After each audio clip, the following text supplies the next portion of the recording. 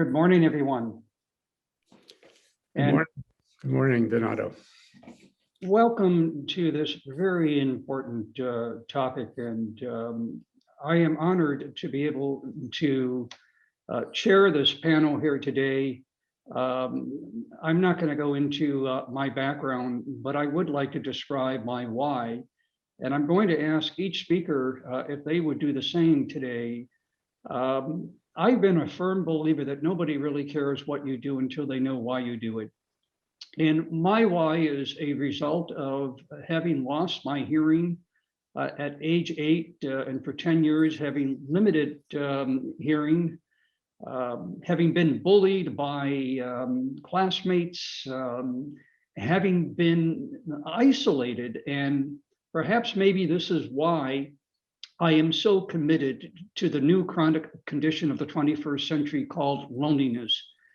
I'm a firm believer in order to understand the pain of others, you have to experience that pain yourself. And so my why is really dedicated to leaving our world a less lonely world. And today, I could not be more thrilled to be joining in this endeavor to address not only loneliness, but to address the issues that are coming out of this pandemic, primarily mental health challenges, with a number of leaders who are committed to the same passionate initiatives that I know many of you who have joined us here today are committed to. And so let me, if I may, first start with Dr. Wexler. And Dr. Wexler, if you could do me a favor, not only share your professional background, however, having had an interaction extensively with you, recently, you have such an amazing why. And if you can share with the participants today why you do what you do, I think that would be really a gift to everyone. Well, thank you, Donato. And there are many parts to that. And as a psychiatrist, you can imagine I could answer that at some considerable length. But what I'll simply say is that my parents were both immigrants, and my father came from a place of a lot of violence in the Ukraine. And it was a big struggle, and he saw have to hide in the cornfields when soldiers came through to murder people in the village. And as a boy, came out and found them dead. And they made a long trip to the United States, which then proved to be a place where they could succeed in many ways. And so I'm sure that background had an influence on me. In college, I majored in political science, but I always knew I was going to become a doctor and was interested in the brain. But my experience and training in political science has made me want to bring my science out into the world.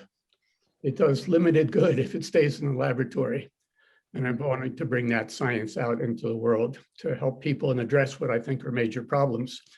So I'll now move into my more professional introduction myself. I am a professor of psychiatry and a neuroscientist at Yale University, where I've been since 1974.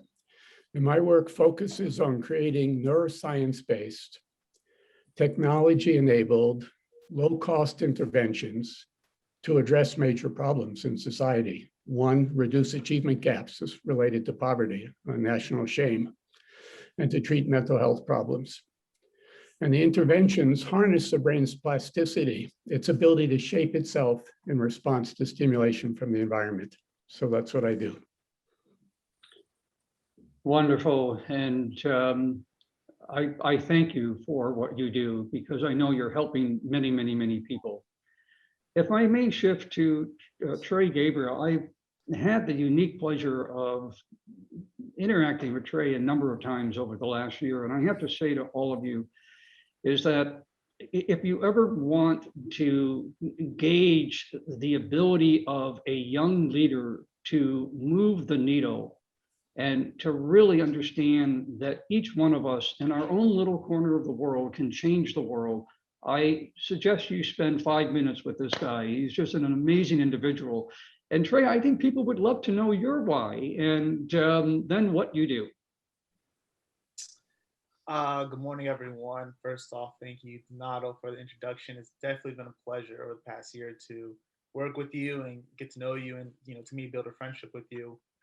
I guess starting with my why, is kind of two parts to it. The first part was, I was just a kid trying to find himself, trying to find his purpose. Why am I here? What is it that I want to do? And like Dr. Wexler, I was a political science major, but I kind of discovered a little later during my time in school, what that I really wanted to do was help people. And I was always kind of the kid that people said, like, oh, you should be a therapist, because I was always the therapist of the friend group and whatnot. And so truly, I just saw a need in this industry, um, with mental health, because we all understand discrimination and the challenges that this industry faces. And I really thought that is something I could impact and then I could help. So that's the first part, which is me just wanting to be a helping hand. The second part is understanding that specifically with mental health, this is something that there's not a lot of people that look like me in this industry, and just understanding, culturally, the things that my, being Black, what we face, like growing up, it wasn't, not only was it not cool, it just really wasn't okay to be open or vulnerable or share your story or to speak on to like what you went through. It's if you had a mental health challenge, it's like, oh, kind of just get over it. And I want people that look like me to look at me and understand that it's okay to be vulnerable, to share a story, that mental health is okay, and it's okay to not be okay. So that's kind of my why. A little bit about me and my background. I'm a graduate of Columbia University, where I played football, and I'm currently a graduate student at Florida State University. And I also work with the Flawless Foundation with my flawless boss Janine, who's also on the panel today. And I look forward to continue to pursue mental health and one day be a psychologist. So that's for me. Pleasure to be on here with everyone. Well, Trey, I couldn't agree with you more. And we're doing this today. And to those of you who have joined us, we're taking the time to share our stories. Everyone has a story, and it is revealing when you can share it in a way where others understand it. And I do think, and we'll talk about this in a few minutes, through the questions that we're going to be surfacing here, is that I do think that one of the, abilities to address mental health and loneliness is by sharing stories and by understanding the relevancy of that story. And so, Dr. Miller, you have a very impressive background. I have to be upfront with you. I am always touched and moved by leaders like yourself who choose to go into, not-for-profit or choose to go into academia. And I have to tell you, maybe because I've launched 2 not-for-profits, that I take the time to really understand the origin and the significant contribution that the leadership like yourself bring. And I just want to thank you, because you probably could have gone into so many other industries and certainly have probably have had a enormous paycheck coming in from these big companies, but you chose to do something that really is impacting scores and scores of individuals. I just want to say thank you. And now your why did you pursue all that? I think the audience would enjoy hearing that.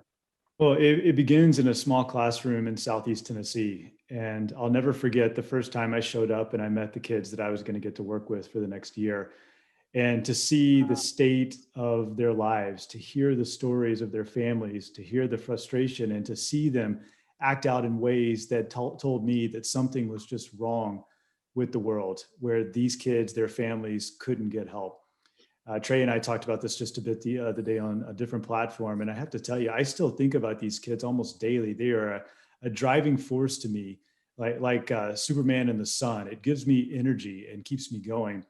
I saw how much they tried to get out of that hole. I saw how much they tried to improve their lives and to really benefit their families. And I saw the system beat them back down every time. And at that point, 2 years into that, after the second year of showing up and feeling this impending sense of doom on myself, because I just knew that I was going to leave that day again, yet hopeless, because I didn't change the system, I turned to my principal and he said, listen, son, you got to go get more education so people will listen to you. And when you get that more education, it is your responsibility to come back here and fix it and help. And I think about those kids all the time. I think about the weight that is on all our shoulders, that if we do not take on the responsibility of transforming mental health in this nation, then shame on us. The chair of our advisory board oftentimes says that once you realize something isn't working, it's unethical to proceed as if it is. Well, the state of affairs for mental health in this nation is not working. And so I believe it is my job ethically to do something about that. Now, the boring stuff. I'm a clinical psychologist. I'm the chief strategy officer at Wellbeing Trust. We're a national foundation focused on advancing the mental, social, spiritual health of the nation. I'm very excited and honored to be on this panel with each of you today. Thank you, Donato. Wow. I have to say to you, Robert Kennedy once said that if you want change, you've got to be passionate to want that change. And just hearing your passion is very, very infectious. Thank you so much for being here today. And again, thank you for all the great work that you are doing. And then our last, but not least panelist today is not only a dear friend of mine, but I consider her the godmother of compassion. As you all know, I'm in the middle of releasing my second book on compassion, and I'm so honored to share that Janine was interviewed for this book. She is the founder of an amazing foundation. And Janine, I have the same question for you that I had for Ben. I mean, you are just one talented, passionate, committed individual. You could have done many, many different things in your professional career. You chose to launch a foundation. I think the audience would be interested to know the why behind it all. Thanks, Donato. So I was born genetically loaded on both sides of my family with mental illness. And at that time, you know, I won't say how many years ago, we didn't understand any of that. And so I really struggled with mental health challenges as a kid, even though I was super high functioning and did well academically. I really struggled from a very young age. And then in my teenage years, it became serious, very serious and life-threatening. And so I did end up getting good care. And the thing about it was this two life-saving people during that time were my grandmother, my relationship with my Italian grandmother. Donato and I both share having family from Italy, and my childhood priest. So while I was getting good therapy, those two people saved my life. It was my connections with them. It was those relationships in the darkest moments that saved my life. So that's why I share that passion with you, Donato, on compassion and loneliness and connectivity and all of that, and the healing power of that. And so I started Flawless because of my gratitude for the incredible care I got. And so, I'm sorry, the incredible care I got. And at Flawless, we are revolutionizing the way the world perceives brain health. And we're doing that through digital media platforms, education, awareness, and we're changing this conversation, making it accessible, because we are all one in this human experience. Wow, Janine. For the audience, we've taken 10, 12 minutes to demonstrate the power of stories. And, you know, Maya Angelou, one of my heroes in life, once said, there's nothing more frustrating than the inability to share your story. And I encourage all of you to take the moment to really understand the stories of others. It is very revealing for the individual who is conveying their story. And it is very much of an eye-opener for those who are listening to it. So let's jump into the questions that we have created for today. And I'm going to start with Ben and Bruce, if I may. And I hope I can call you by your first name. I don't want to, be disrespectful, but I hope that's okay for both of you. Yes. Yep. Certain moments in life have the power to shift our core sense of being. The death of a parent, the birth of a child, an incurable disease diagnosis. The coronavirus pandemic and all it has wrought is one of those moments. Everyone knows someone who got sick or died or lost a job. Everyone has a personal kind of before and after. It has been, in many respects, a collective near-death experience for those who have been fortunate and lucky enough to survive. And so my question to both of you, how substantial are the mental health consequences of this pandemic? I don't know who would like to go first, but I think that's what the audience really would like to hear from you two today. Oh, go first, Bruce, all you. All right, I'll be happy to get started. Well, unfortunately, the effects are huge and the information is flowing in all over the place. And as Ben said earlier, when you know things, it's immoral to ignore them. And we know that in Las Vegas, 250% increase in student suicides. One student killing themselves every 2 weeks from July to December. The CDC reported a 30% increase in the proportion of ER visits by children related to mental health problems. And that's on top of an already disturbing rate of 36% of adults reporting depression and anxiety before the pandemic, significant symptoms, and the cost to our country, over $200 billion per year, costs of depression, according to the American Psychiatric Association's workplace task force. And then there's the long-lasting impact on our children. We know our brains develop in a context that requires a certain amount of structure, calm, and sensory input to promote development of it. We already know that poverty compromises these developments of brain systems. That's the reason that we have this shameful achievement gap, related to poverty in this country. And the pandemic exacerbates every one of those dimensions through which poverty impacts brain development in children. And so it brings more children, and it disproportionately impacts the disadvantaged communities already, but it brings more children into that world that's compromised because of this. So the problem is huge. It's right in front of us, and let me see what else Ben would like to add to that. Well, I think you nailed it, Bruce. I'll add a little bit more context here, because I think it's important that folks understand that the problems that we are seeing during the pandemic have long existed in this country. Just over the course of this webinar, based on data before the pandemic, about 20 people would lose their lives to drug, alcohol, and suicide, just in the course of this webinar today. And that was before the pandemic. Now, what we've seen, we've observed and actually seen through data from the CDC, an uptick in drug overdose deaths. We've seen, while suicide has leveled off in 2020, which is a really great thing, it was only bumped out of the top 10 reasons of us dying prematurely because of COVID.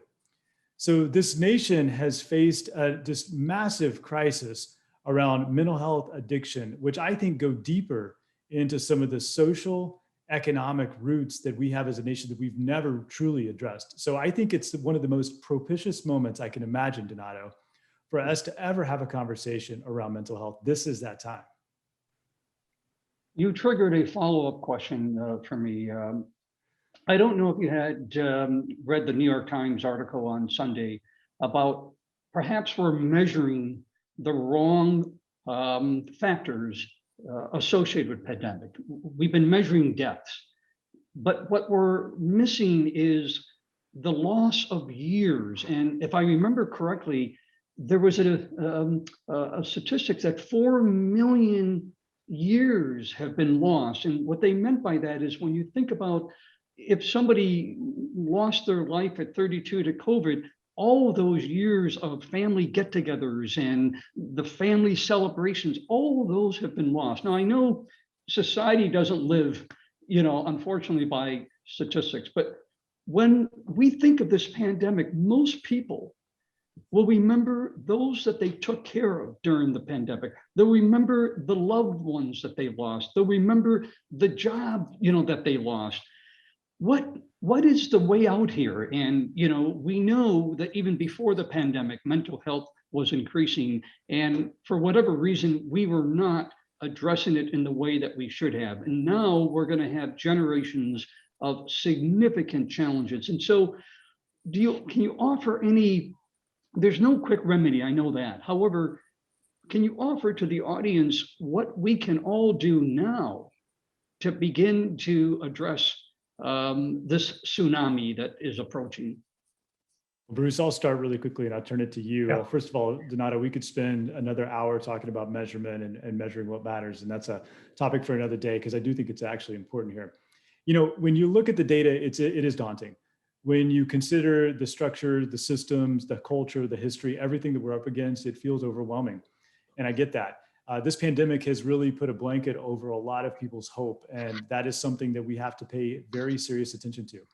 But what we can also do to embrace, to get to the point that you were making here, is that this is a moment for us to become more comfortable turning to each other, asking the hard questions. We've ignored asking those questions at the dinner table, at our coffee shops, everywhere we go. We don't like it when people say they're not doing okay. We don't like it when they actually tell you the truth.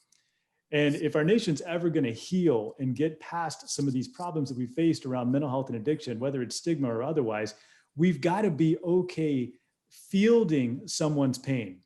We've got to be okay sitting in it with them and telling them that there is a reason that they need to stay alive. And as long as you got to sit there, hold their hand, be on the floor with them, you do it. That, my friends, I think is a problem that our nation has somewhat forgot about. I don't know if it's empathy or what, but it is a solution waiting to happen. And it's on each of us and the responsibilities that we have as individuals to take care of each other. Music to my hearing aids, but before I respond, I'd like Bruce to respond, and then I'd like to come back with a comment. Bruce? Okay, yeah, I have a couple of things I'd like to say, Donato. One is picking up on what Ben said about his experience as a school teacher and certain facts that we don't look clearly enough at. 35%, only 35% of fourth graders in our country meet reading proficiency. And if you're below proficiency, you have a 4 times greater chance of becoming a high school dropout. That's huge. Our country ranks 19 out of 35 nations in science and 30 out of 35 nations in math. So these are facts that are easy to turn into personal stories. It's estimated that if we closed our national achievement gap with Finland and Korea, we would add $2 trillion annually to our GDP. These are facts that we can't ignore. So what about what we're doing about? Ben said that we haven't addressed this before the pandemic even. And the pandemic is a wake-up call in a way. And it enables us, forces us, we have to look at where things stood before and what the implications are going forward if we continue not to act. Before the pandemic, there were community surveys that reported, for example, that 60% of adolescents and young adults met criteria for major depressive disorder. Of those, no, I'm sorry, not 60%. Of the ones, young adults, it's a very high percentage you do, that was more like 35%. But the point with the 60% is of those adolescents and young adults who met criteria for major depressive disorder, 60% had received no mental health services in the year before. Another community survey looked at the number of adults reporting serious mental problems, not just moderate ones, serious ones. 63% of them had had no mental health services the year before. Our health system cannot cope with it. It doesn't have the bandwidth to deal with problems like this with its traditional approaches. And here is my punchline, Donato, which is really important to me. Our government funds research. And it funds research so that it will produce knowledge and tools for the benefit of our community. And we saw that dramatically with the vaccine development. Decades of NIH research in vaccine technology and virology enabled us to apply that and create tools for the common good. Similarly, our government has funded over the last decade research that has established the validity and effectiveness of new types of mental health tools. And we need to apply those just with the same type of, I think, scale and support that we did, and government initiative we did with Operation Warp Speed. We need to apply that to this problem from the pandemic using the knowledge that we collectively gained as a community with taxpayer dollars to create the research. And I can talk more specifically at the time you think it's appropriate to know about what some of those new tools are. And I know Ben knows also what those new tools are. We don't want to keep those secrets. These have been developed for the common good by our taxpayer money. Now's the time to apply them at scale. Well, let me just make a comment, and then I want to come and ask today and Janine a question. First of all, I think we can have weekly panels. I think we should consider that because there's so much rich data here. But, you know, Ben, you're absolutely correct. I think the solutions are before us. I love what you indicated about asking the question at the table. You know, we have learned with loneliness that people, for whatever reason, they feel that it's a stigma. Yet if we approach and ask the question, I remember I was at a speaking engagement about 2 years ago, and I asked the audience, about 1,000, who in the room felt lonely. Only a few raised their hands until I admitted that despite all the activities and a loving partner and a loving family, I have had moments of loneliness. So you are absolutely correct. We need to be willing to be vulnerable ourselves, to share that we've had moments of mental challenges or mental health issues or loneliness, and be able to ask the question. And I want to come back, Bruce, to your very well narrative answer, and that is, we've got to start moving dollars out of the sick care bucket and put them into the health bucket. Talk about a healthcare program in this country, and yet it's been more of a sick care program. Imagine, to your point, if we could take the dollars out of there and begin to really address these issues earlier in their evolution.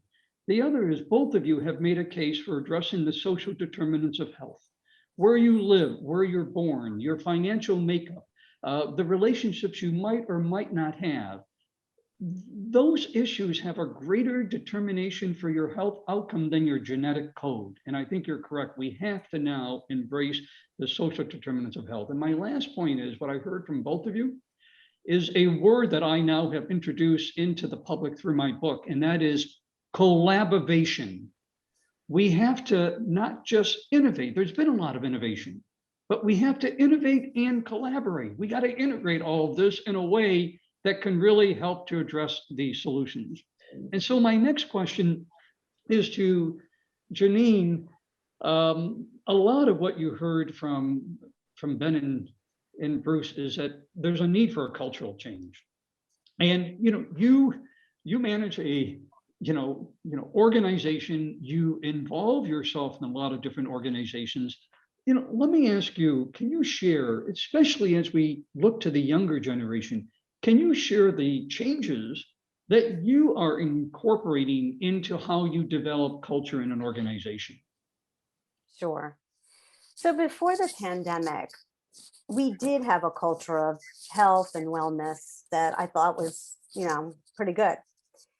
And Trey can speak to that as well, because he's been with me for a few years. But when the pandemic hit, I saw the writing on the wall. I mean, we were concerned already about the mental health of young adults. 18 to 29 was the statistics were staggering. So I got on it immediately. I took action. So in the initial kind of crisis, when they were moving home, they were going online with their learning, all of the college students, we would check in almost daily. How are you doing? Their mental health and well-being was my top priority.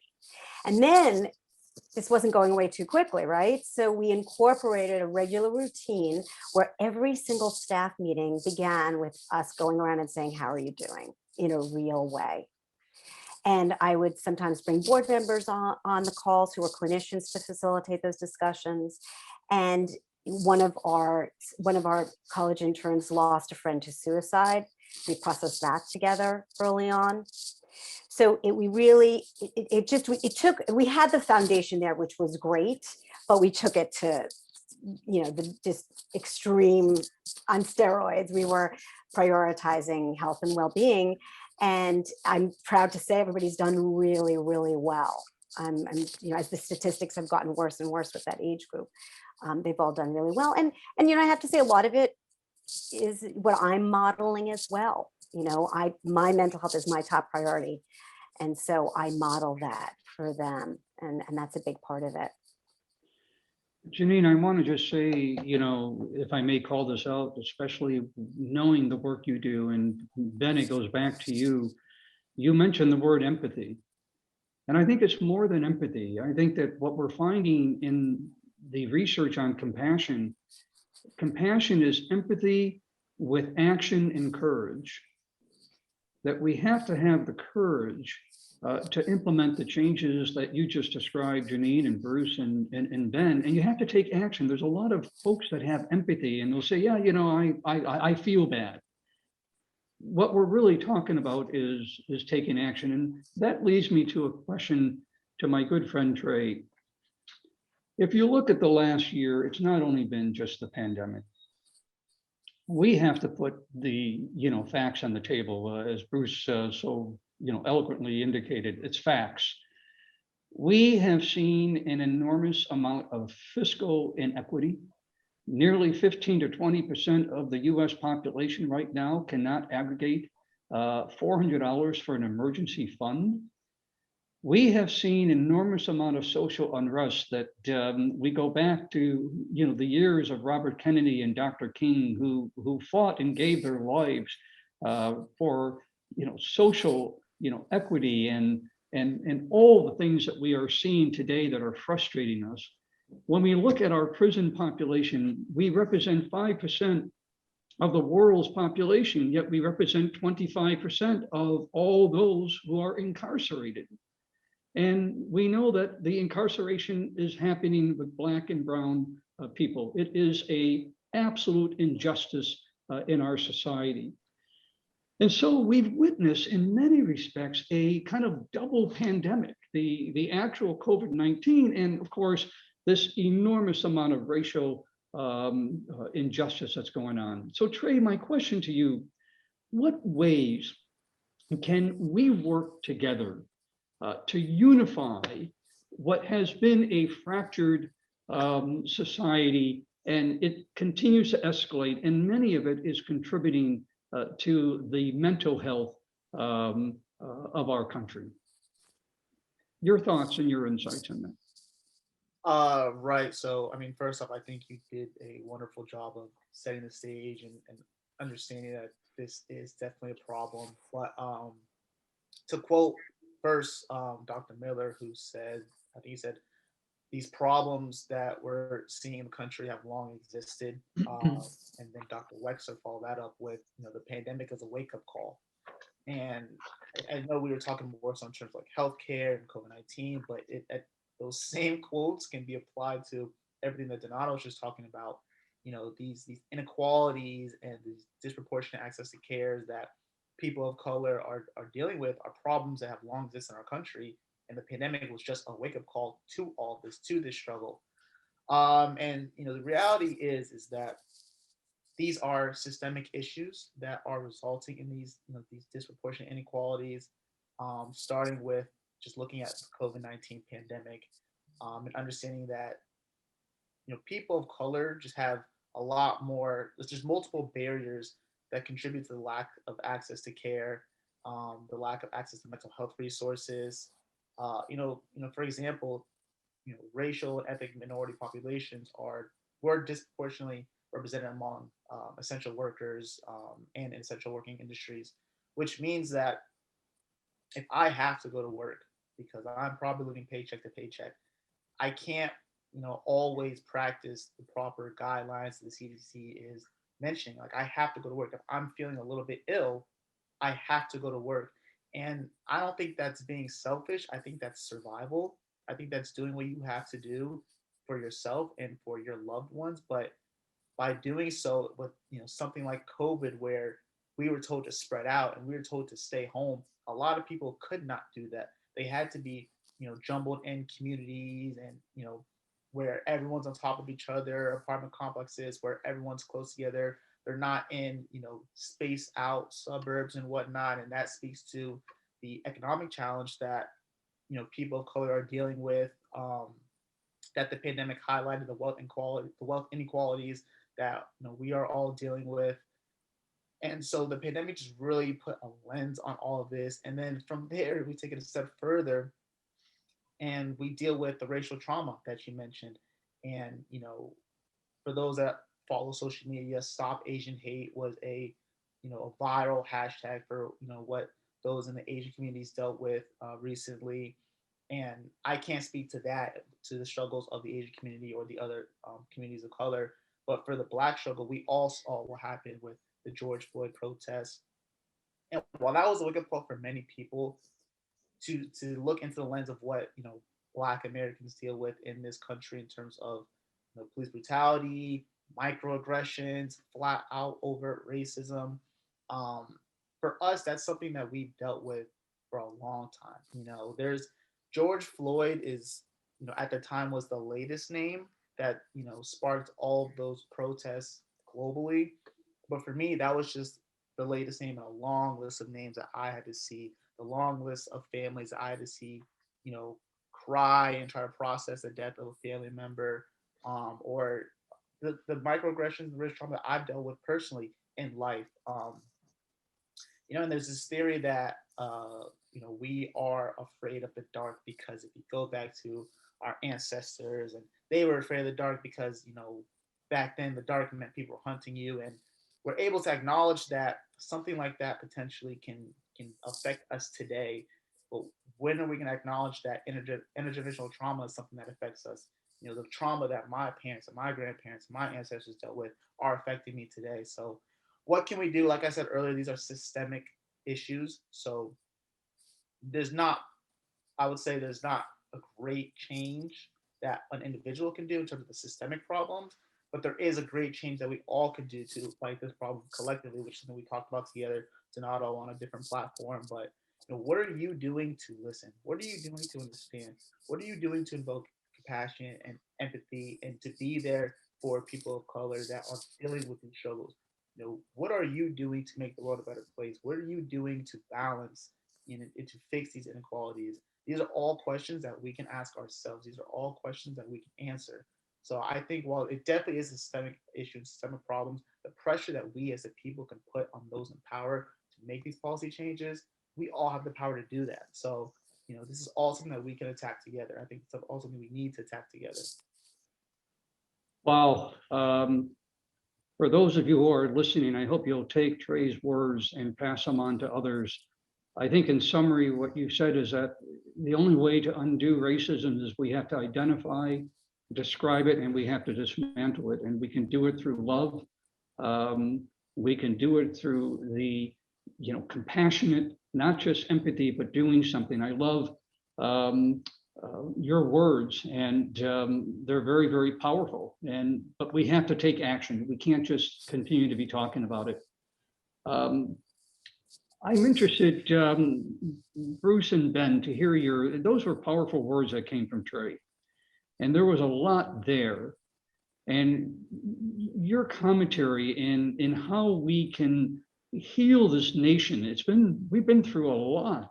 And the pandemic is only one element. And Trey is correct. The pandemic has had a disproportionate impact, once again, on the minority population, and a population that many of us who are in healthcare have been fighting for decades. And it appears only now that we are recognizing what we have been arguing about for many, many years, that those who are living in rural America, those who have financial challenges, who are living in poverty, are not going to have the same ability to get healthcare the way, you know, we may. And that is an injustice, you know.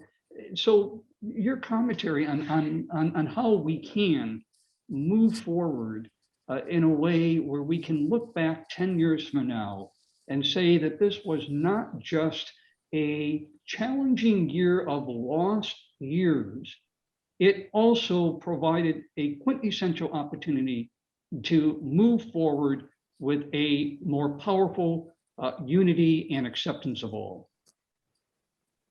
And you go first this time.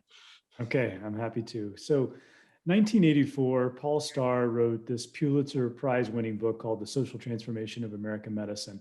And some of you may be familiar with it. And you may wonder why I'm starting with a book about healthcare or medicine to answer your question. But the first sentence in that book sticks with me. And I think about it often, especially in dialogues like the one we're having. And it says this: the dream of reason did not take power into account. And so if we want to fundamentally address the things that are of reason, that are of sound being, that are just right for people, we have to recognize the inherent power built into our structures and how it disempowers certain populations. When we talk about systemic and structural racism and we look at those factors, those are things that not just need to be torn down, they need to be burned down, and we need to acknowledge them because they have caused trauma and hurt and pain. But we have got to do something better. And here's my biggest fear with this. We've gotten comfortable talking about it, but those structures have vested interests. And a lot of folks around the country don't need to necessarily see those things change, or don't want to see those things change, because it will impact them in ways that maybe they don't want.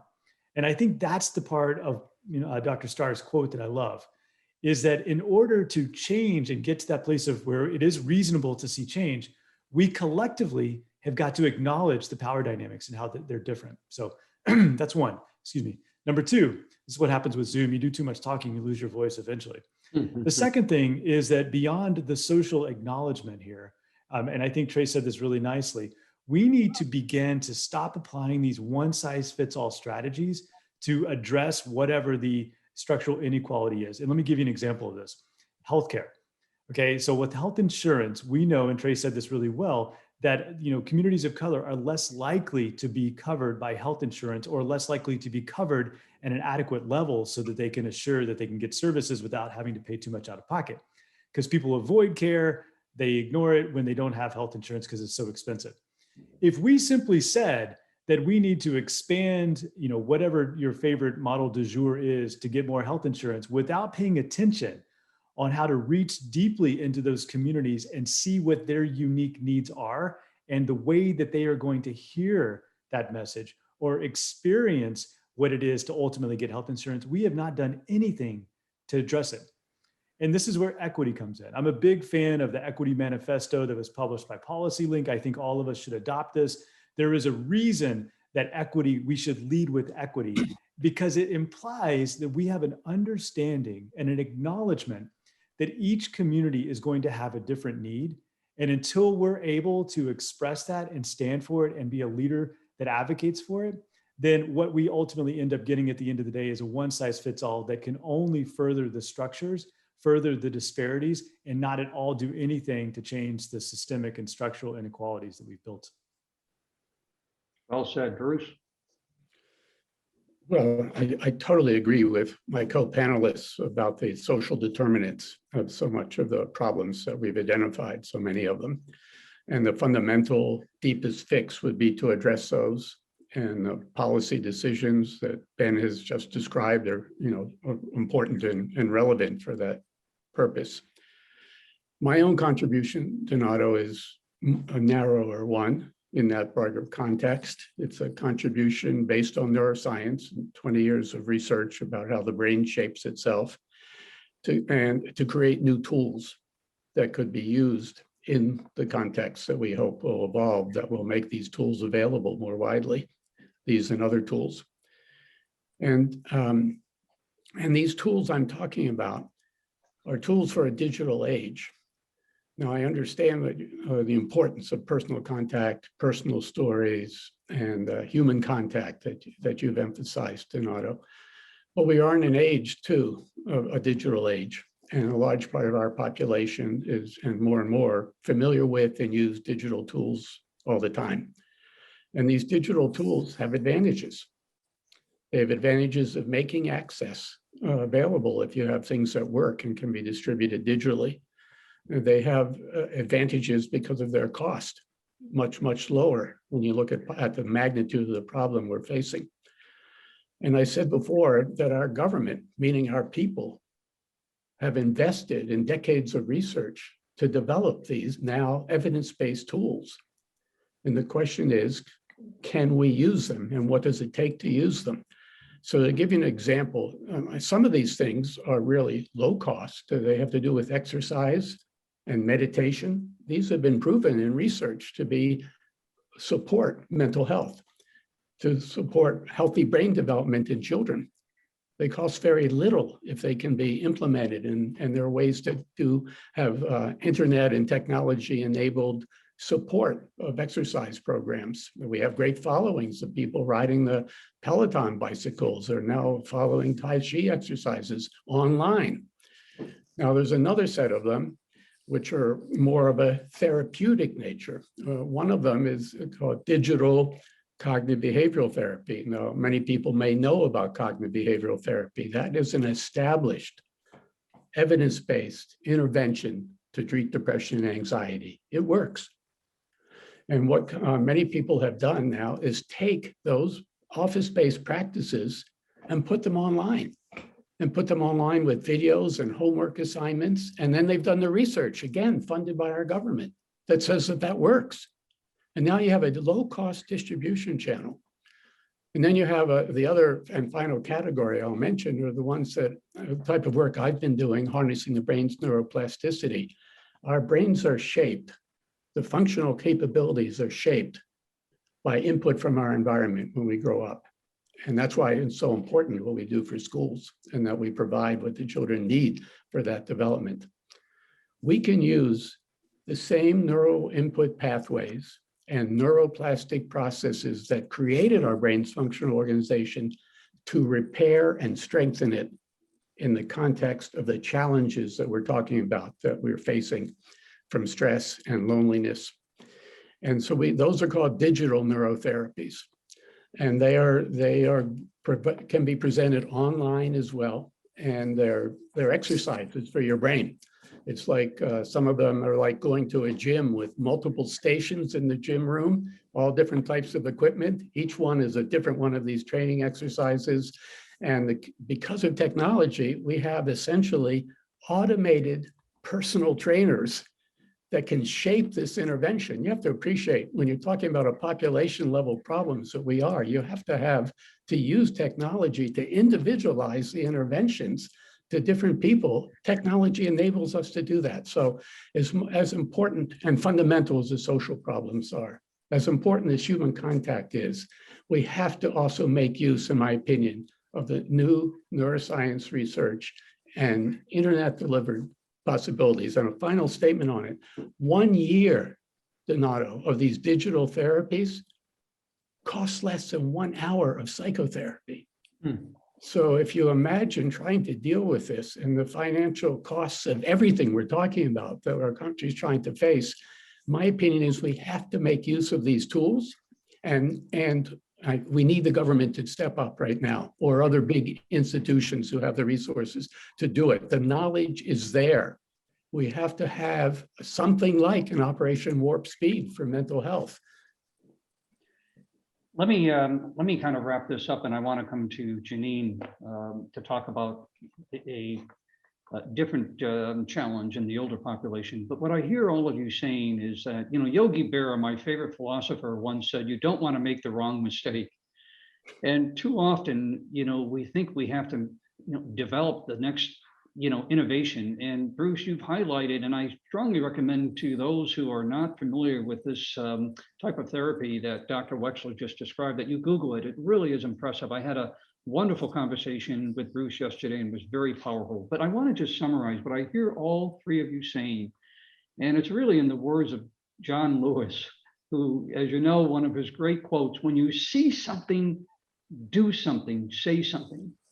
And I think we have to promote these, venues of listening and using our voice, giving our time, and speaking in a way that brings creativity. And what I mean by that is leveraging our gifts and prestige. We have the opportunity to move forward that needle for change, yet it's not going to be one person anymore.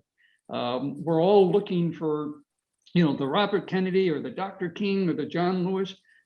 I don't want to burst anybody's bubble here today in saying that you're going to be searching for that one person for a long time. It's going to have to be all of us. That said, what I heard from Bruce, and it's in a powerful statement, we have to show ourselves compassion first.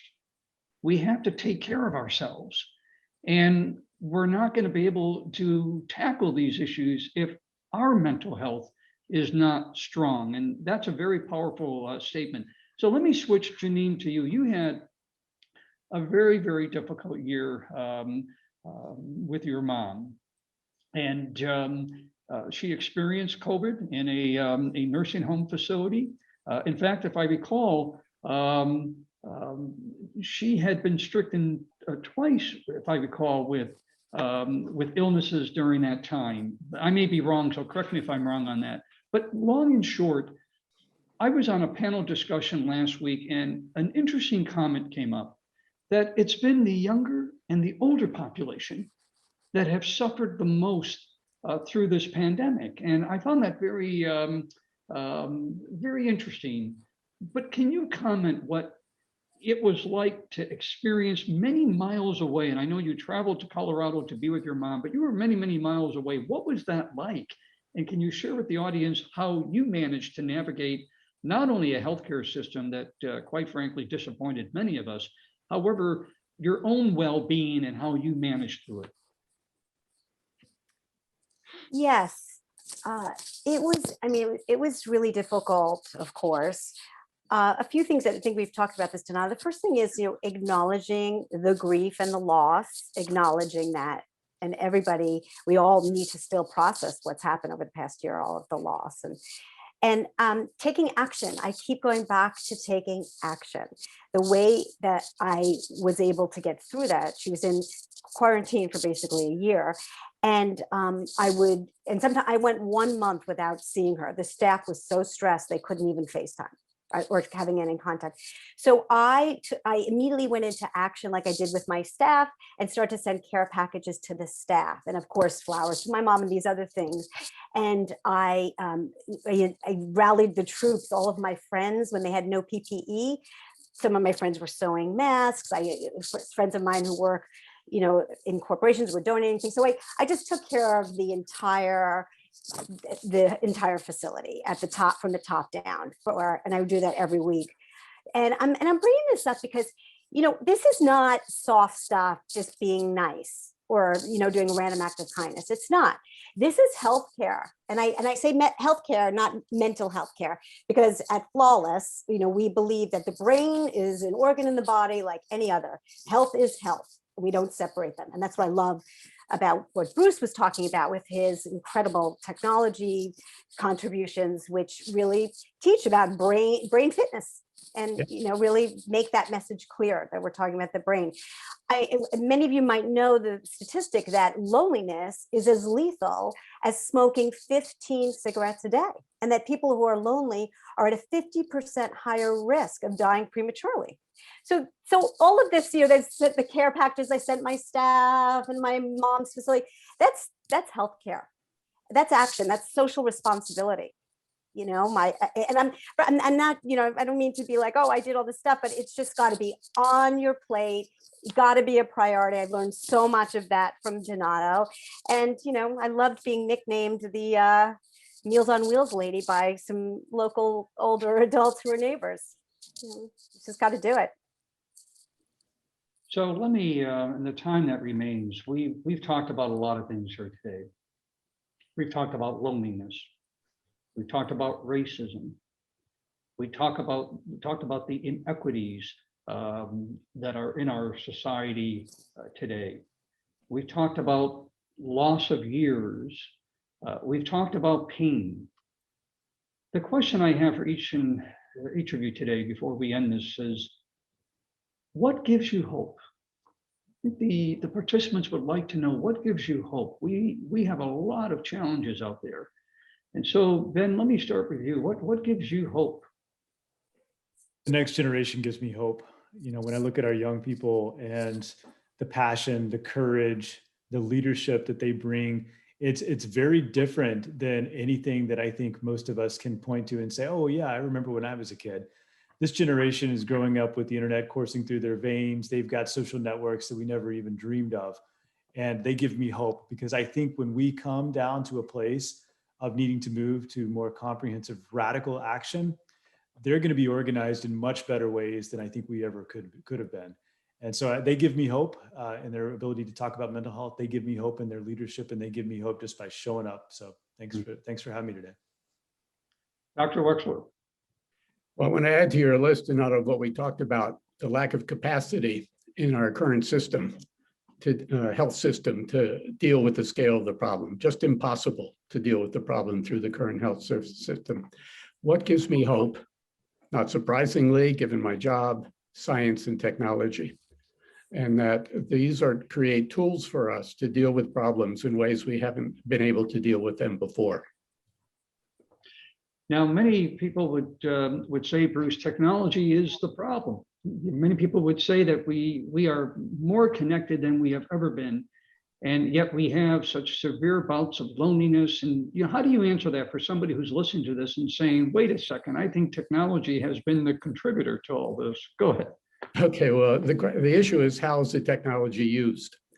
And the technology can be used for good things or less good things. And as I said to you the other day, if we're worried about children not reading enough books, and I told you, oh, my child's reading 3 hours a day on their Kindle, are you going to be upset because it's technology and because it's on a screen, but they're reading books that way? No, that's the way it is now. So technology creates vaccines. Technology creates the cars we drive and makes them safer. And technology, and it goes back to your very first question, what is our motivation?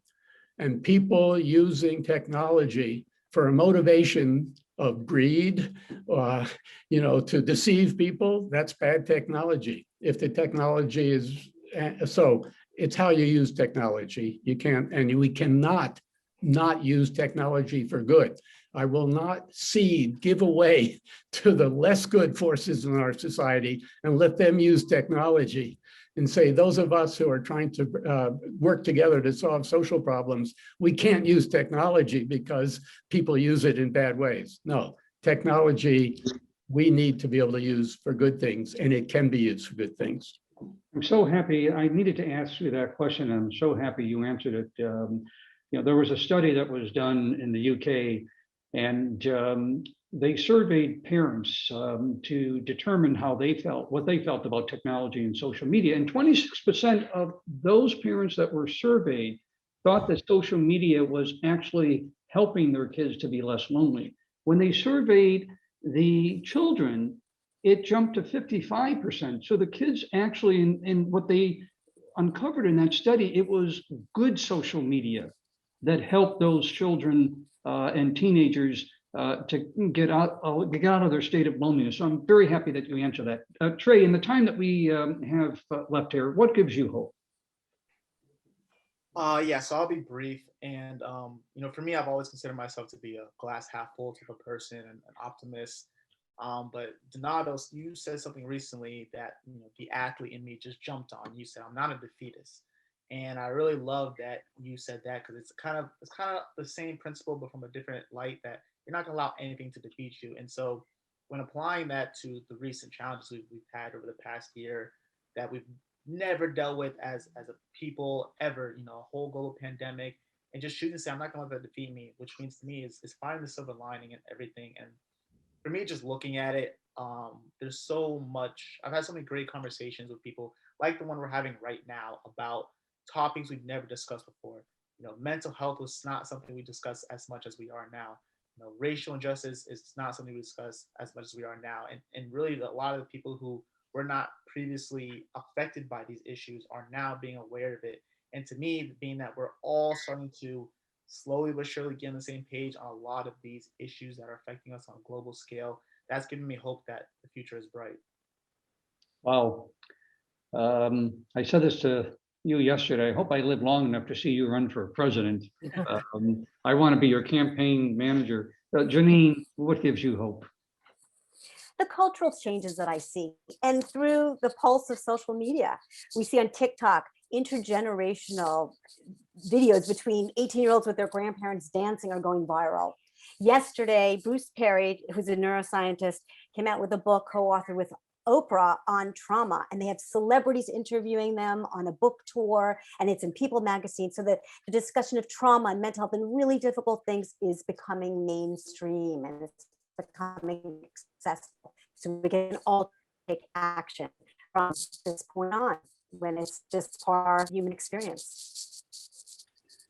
Well, thank you to all of you. This has been a very, very powerful message. And I'm going to close off by a great quote that I heard a few years ago by the great educator Horace Mann.